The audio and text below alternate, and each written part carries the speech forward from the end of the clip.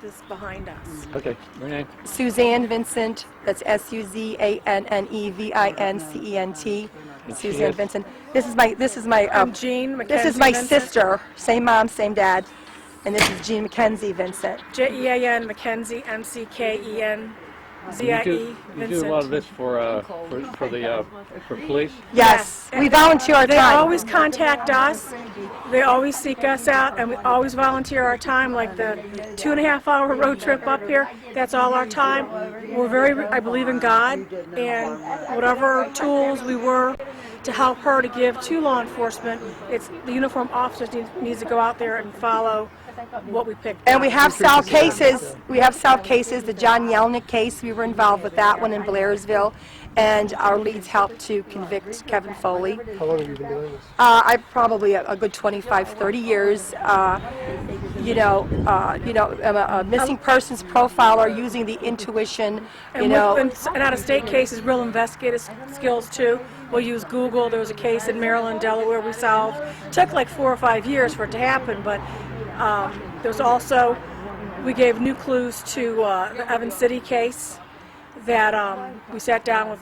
Do you want to talk about that? Yeah, like in the John Yelnick case, we all of a sudden seen a flash of a bag. We knew it was law enforcement. We had reddish color hair, and that's all in the police report from walking around with the DA and the police, and it just gave them an extra tool. We do not solve it. It's up to them to do the research. And do you work for private citizens if they want to? Yes. Oh, Missing persons and homicide, we do that for free. We volunteer our time because we feel we have this special gift, and we've actually helping a person in Newcastle look for her brother. He's missing. It takes a lot of hours. We were just with Mickey Scheller, 4 months ago. Oh, yes. Up and down with the mother, and Mickey Scheller is, he was found October the 20th of 2013. We volunteered with her mom and my sister, and we actually gave the location. He was found on Kelly Road, exactly where we said he'd be found at. And they took the little search party, and they actually found him. And he died from undisclosed causes. He's a young boy, he's a young guy. 21, 22. But the mother reached out, a friend of ours who knew the mother, they reached out and contacted us, and that's a Butler County case. And it was like, sure, we'll give it a shot. And it just happened to be that we use like dowsing, or we'll use like a crystal to a pendulum, and the pendulum had gone by Kelly Road. It was like, let's go over there, and we went up Kelly Road, and there it was, the path, and then, unfortunately his body was found like the next day.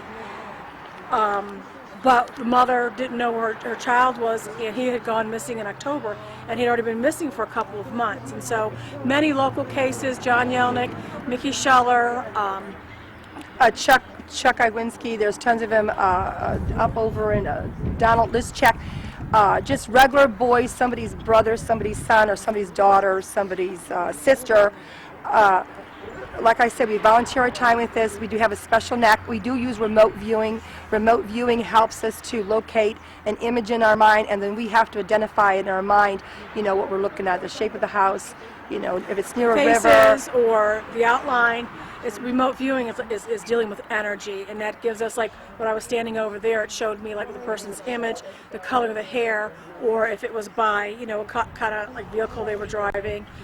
Some out-of-state cases we had worked on, and some international cases we had people call us and asked us to give our ideas on things. Also, the one 25 years ago, the cold case with Sherry Mahan from 25 years ago, we had gave some updated clues on that too. Yeah, we do help with a lot of the cases. Like Westbourne County has reached out to us on some cold cases, and and we have helped give some updates in Butler County. But when you get the satisfaction of knowing closure might come in 1 year, 2 year, 8 years, or 10 years, but it eventually does, and our clues usually help them, or help family members, or help law enforcement. And some are still ongoing cases, so we really can't talk too much about it.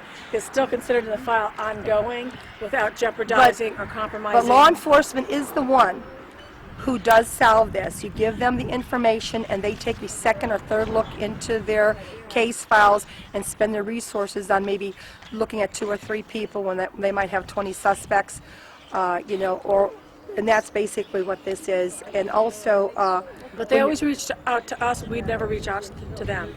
So either they have to call or the family has to call. Butler County area. Yeah, Butler County.